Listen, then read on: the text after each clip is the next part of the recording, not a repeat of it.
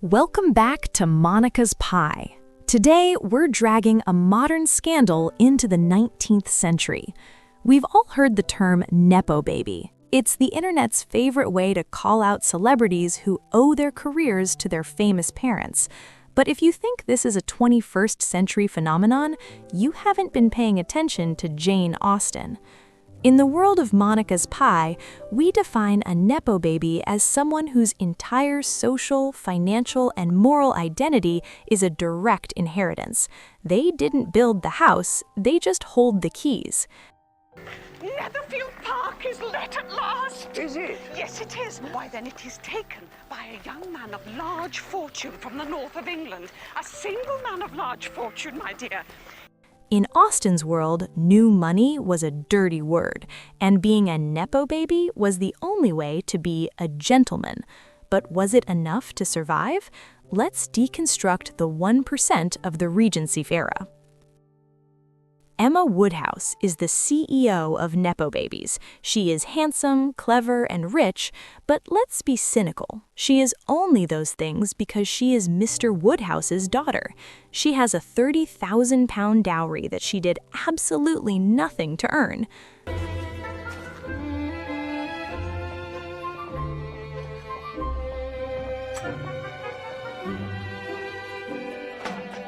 Austen writes, "The real evils indeed of Emma's situation were the power of having rather too much her own way and a disposition to think a little too well of herself.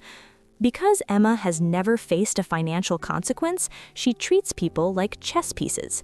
She tries to fix Harriet Smith because she has the luxury of boredom. He wants to marry me. Would you mind reading this? Certainly not. I cannot believe Mr. Elton proposed. He surely Not is... Mr. Elton. No, Mr. Martin, my friend. Well, it is a good letter. And you must answer it immediately. You must have his disappointment and move on. In 2026, Emma is the influencer with the trust fund who thinks she's a life coach just because she's never had a bad day. She suffers from class blindness. She literally cannot see the struggle of others because her father's wealth provides a permanent fog of security. Oh, I doubt that. I'm sure I never fail to say things very dull. Yes, dear, but you will be limited as to number. Only 3. Oh.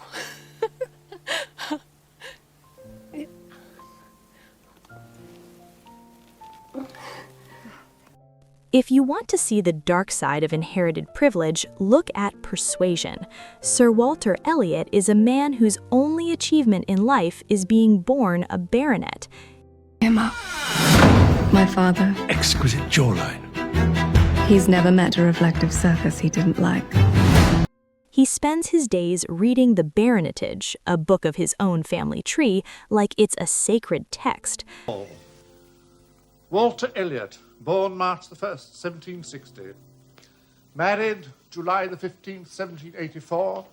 Austen describes him perfectly.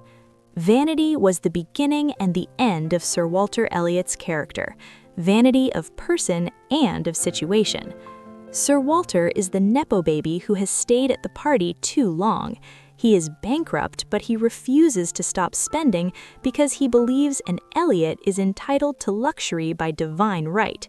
You must retrench. Retrench? Retrench? How may I retrench? A baronet must be seen to live like a baronet. 50 miles from Kellynch, and if I may be permitted my opinion. He is the ultimate warning. When your only value is your name, you become a hollow shell. That is his good friend, Mr. Darcy.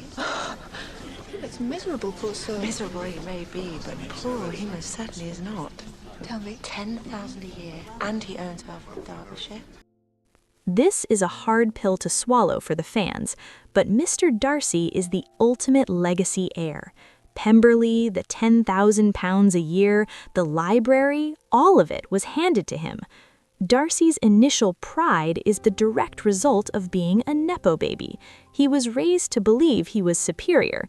He tells Elizabeth, "I was given good principles, but left to follow them in pride and conceit. I was spoiled by my parents, almost taught me to be selfish and overbearing." Darcy is a responsible Nepo baby. He takes care of the estate, but he still moves through the world with an invisible shield of money. His antisocial behavior is only tolerated because he is rich. He had to meet Elizabeth, a woman with zero inheritance, to realize that his bloodline didn't make him a better man. You are too generous to trifle with me. If your feelings are what they were last April, tell me so at once. My affections and wishes are unchanged. Finally, we have the ghost of the system, Anne de Bourgh. She is the daughter of Lady Catherine, and she is the intended bride to Darcy. She has no personality, no health, and no voice. She is the Nepo baby who has been so overprotected by her mother's privilege that she has literally ceased to function as a person. She represents the end of the line. When wealth and name are all that matter, the human spirit rots. She is the proof that being born into everything can sometimes leave you with nothing. Understood. This match to which you have the presumption to aspire can never take place. Mr. Darcy is engaged to my daughter. Now what? But Jane Austen wasn't just watching the elite, she was watching the world change. Enter Captain Frederick Wentworth, the man who makes every Nepo baby in the room look like a fragile porcelain doll. Wentworth is the definition of self-made. He didn't inherit a title, he didn't get a trust fund, he went to sea, he fought, and he earned his fortune.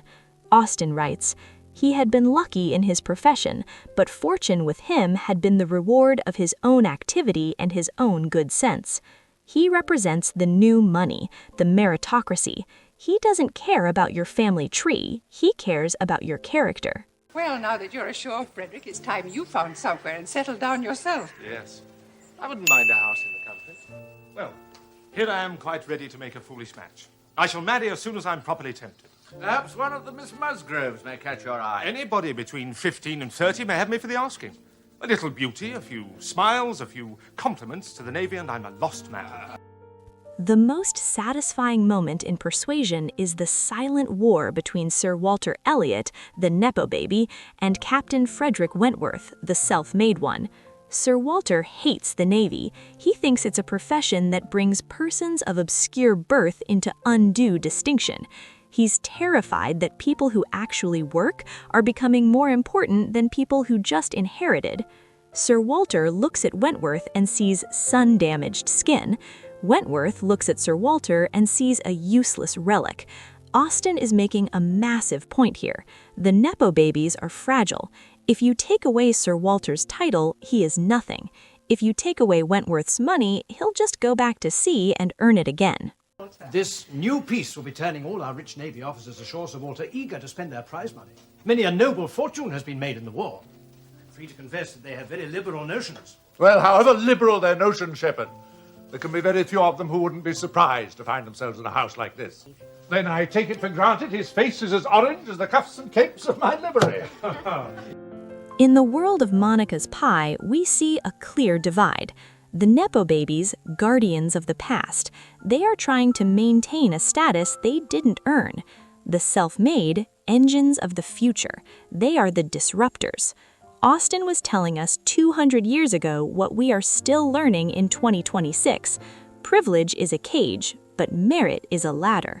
Even Mr. Darcy had to learn to respect the self-made world. He had to realize that Elizabeth's uncle, a man in trade, was more of a gentleman than his own noble aunt.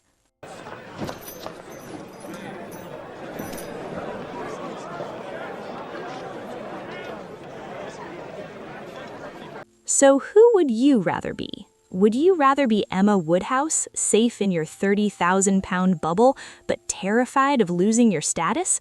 Or would you rather be Captain Frederick Wentworth, with nothing but your own activity and good sense, knowing you can build your own empire?